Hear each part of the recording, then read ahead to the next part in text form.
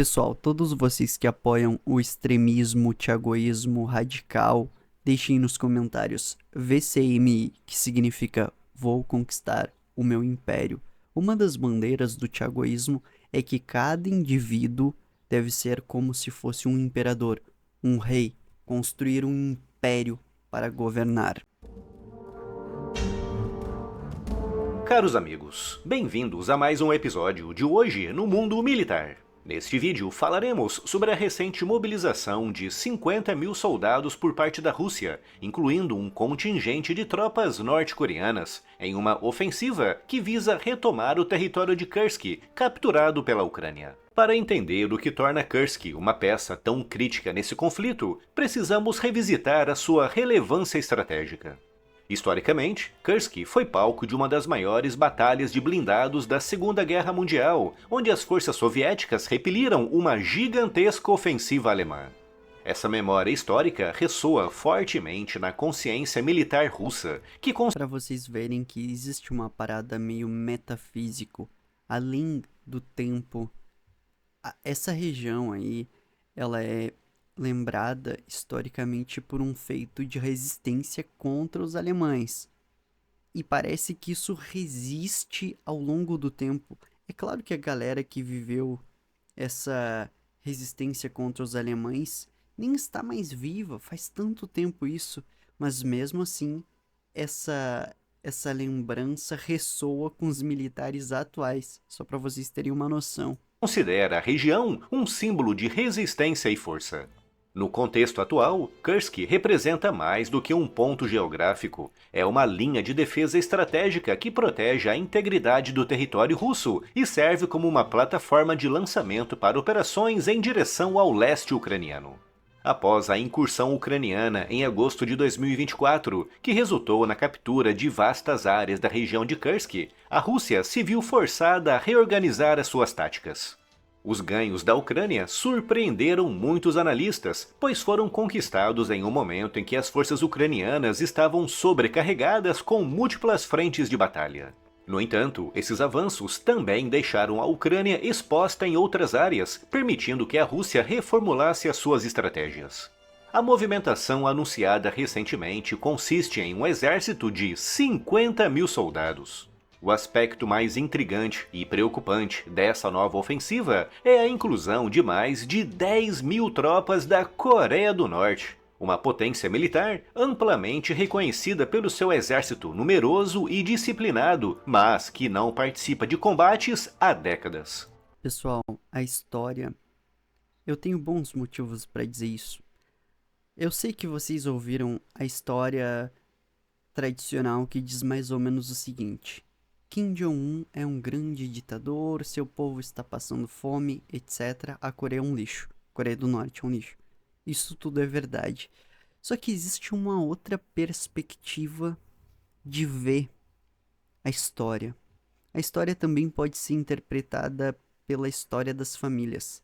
Pensa no fundador do judaísmo, fundador de uma grande religião que influenciou profundamente a história da humanidade. Pensa nos Romanov, russos. Pensa, sei lá, Bom, existiram muitas famílias poderosas. Só que a família mais poderosa de todas as famílias poderosas, por exemplo, a família Rothschild, a família Rockefeller, todos são extremamente poderosos, influentes, etc. Ou no Brasil, a família Bolsonaro, só que a família Bolsonaro não chega nem nos pés das famílias realmente poderosas, tá? De todas as famílias poderosas, a família mais poderosa que eu conheço é a família Kim. Por quê? Porque eles são a única família a ter uma bomba nuclear. Vocês têm noção do que é isso? Nenhuma família nunca chegou tão próxima de tanto poder assim. Por isso que eles escravizam o próprio povo. Eles têm tanto poder militar, tanto poder de agressão, e nenhuma outra família chegou nem perto disso. Eles são literalmente a família mais poderosa que tem. Não tô dizendo em termos econômicos, mas em termos de agressão mesmo, pura bomba. Enfim, quando um esquerdista diz que família não é algo bom, eles não estão falando a família deles, evidentemente, porque a família deles sempre vai ser protegida, eles têm uma hierarquia certinha lá para se manter no poder, é muito mais fácil confiar nos parentes de sangue. Quando os esquerdistas dizem que não gostam da família, eles não estão falando da família deles, é sempre da tua família. Tu que não deve ter uma família, porque senão Rockefeller, porque senão família Bolsonaro, porque senão família Marçal, entendeu? Agora, eles sempre vão manter um patriarcado assim como a família Kim, por exemplo, entendeu? Fontes americanas apontam que essas tropas foram equipadas pela Rússia com armamentos modernos, incluindo metralhadoras, rifles de precisão, mísseis antitanque e lança-granadas. Embora vestindo uniformes russos, os norte-coreanos operam em unidades distintas, sugerindo uma colaboração mais tática do que simbólica. A preparação dessas tropas tem sido minuciosa. Treinadas em artilharia, táticas de infantaria básica e, crucialmente, na limpeza de trincheiras, essas unidades são indicativas de que a ofensiva pode incluir ataques diretos e de alto risco contra posições defensivas fortificadas ucranianas. Isso levanta a pergunta: qual é a motivação por trás dessa mobilização conjunta e o que ambas as nações esperam obter? A aliança entre Rússia e Coreia do Norte não deve ser vista como uma simples transação militar, mas como um movimento calculado com implicações geopolíticas muito mais amplas. Em troca da mobilização de tropas, os analistas de defesa dos Estados Unidos acreditam que a Coreia do Norte espera receber tecnologias de foguetes e mísseis da Rússia, bem como apoio financeiro, logístico e, tão importante quanto isso, apoio diplomático em questões internacionais. A Coreia do Norte, ao meu ver, ela parece que está avançando nas questões diplomáticas. É óbvio que eles nunca irão abrir mão de seu poder. Por quê? Porque o poder ele traz paranoia. Vocês acham que o Kim dorme direitinho à noite? Não dorme. Todos os dias ele deve ter pesadelos com a queda de sua família, né? A prisão dele, etc. Então, eles nunca irão abrir mão de seu próprio poder. Mas eu percebo assim que a um nível de influência, eles têm movido seu tabuleiro.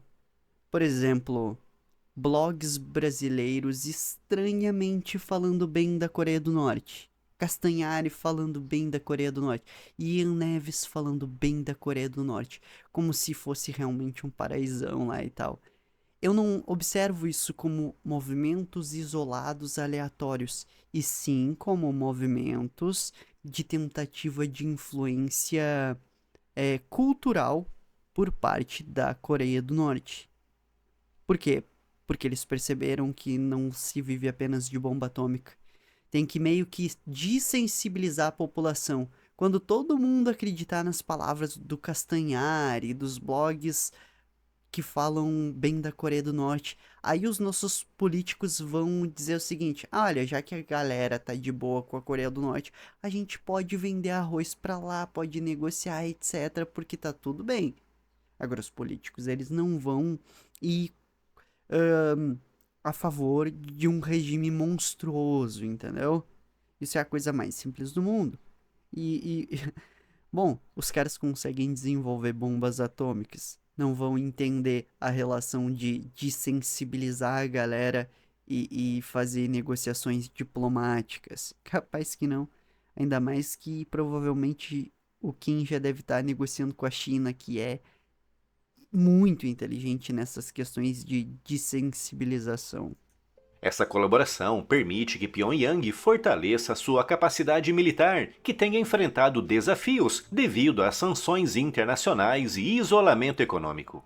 Além disso, participar de um conflito internacional oferece à Coreia do Norte uma oportunidade única para adquirir experiência de combate para suas forças de elite. Algo que é vital para um exército que, embora numeroso, carece de operações de combate recentes. Só para deixar claro, os Estados Unidos faz muito isso, se mete em guerras Quer dizer, não existe uma explicação formal basicamente isso é uma opinião minha, tá? Que os Estados Unidos se metem em muita guerra para ter sempre um exército muito bem preparado. E de fato são o exército número um do planeta e de fato se metem em muita operação, tá?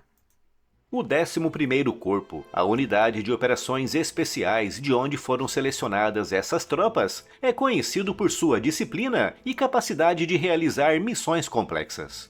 Com isso, a Coreia do Norte pode estar buscando, além dos ganhos tecnológicos e diplomáticos, um fortalecimento prático das suas forças armadas para consolidar a sua posição como uma potência militar regional.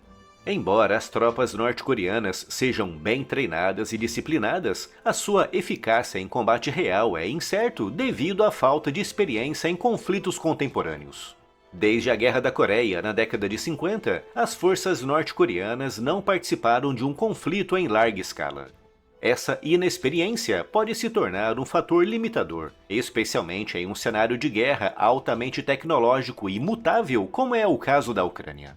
Por outro lado, a disciplina rigorosa e a coesão das tropas norte-coreanas podem representar uma vantagem em comparação com as forças russas, que têm enfrentado críticas por problemas de moral, disciplina e organização.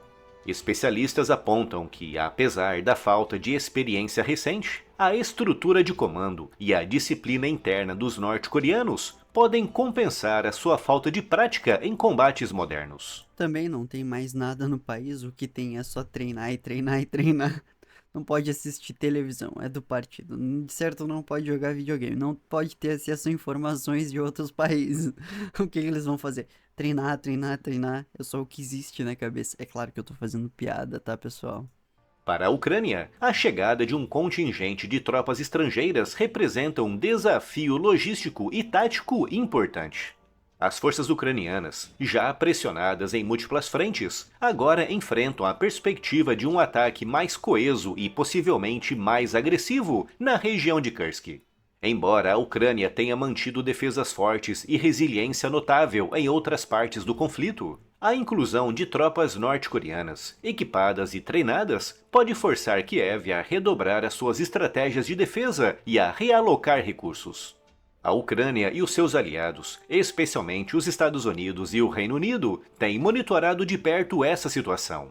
Essa nova ofensiva, com a adição das tropas norte-coreanas, pode resultar em perdas ainda mais graves para ambos os lados, com isso podendo aumentar ainda mais a pressão sobre as forças ucranianas. A expectativa dos analistas é que a ofensiva russa, caso bem-sucedida, possa não se limitar apenas à região de Kursk. Se Moscou conseguir recuperar a vantagem e consolidar as suas posições, há a possibilidade de que a campanha se estenda além das fronteiras de Kursk, com o objetivo de empurrar as forças ucranianas ainda mais para o interior ucraniano, aproveitando o momentum do avanço. Isso, por sua vez, poderia colocar os aliados ocidentais da Ucrânia em uma posição delicada, exigindo decisões rápidas sobre o aumento do apoio militar e financeiro a Kiev. Mas, por outro lado, se a ofensiva falhar, as implicações para a Rússia serão severas. As perdas potenciais de tropas norte-coreanas e russas em um cenário de fracasso podem abalar a confiança na aliança recém-formada e expor ainda mais as deficiências da máquina de guerra russa. Nesse caso, as pressões internas na Rússia e na Coreia do Norte podem crescer, desafiando as lideranças de Vladimir Putin e Kim Jong-un.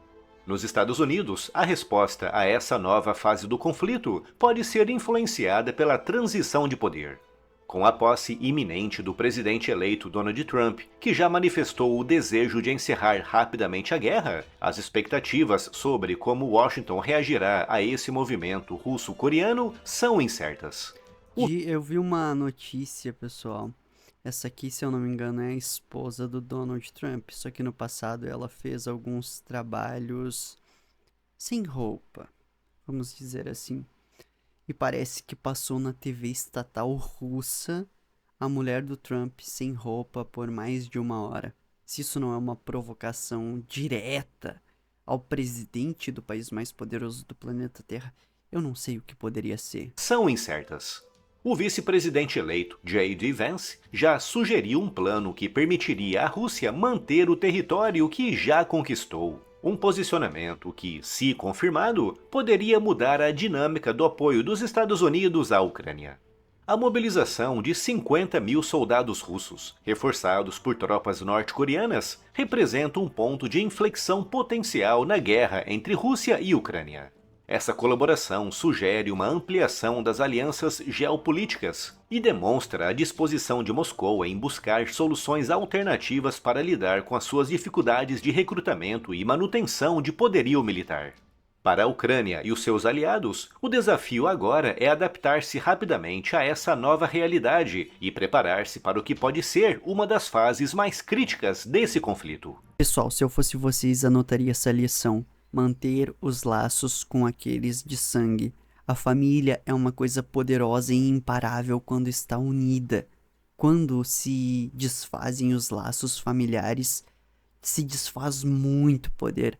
A grande maioria das pessoas que ficaram ricas com seus irmãos. Elon Musk tinha o Kimball.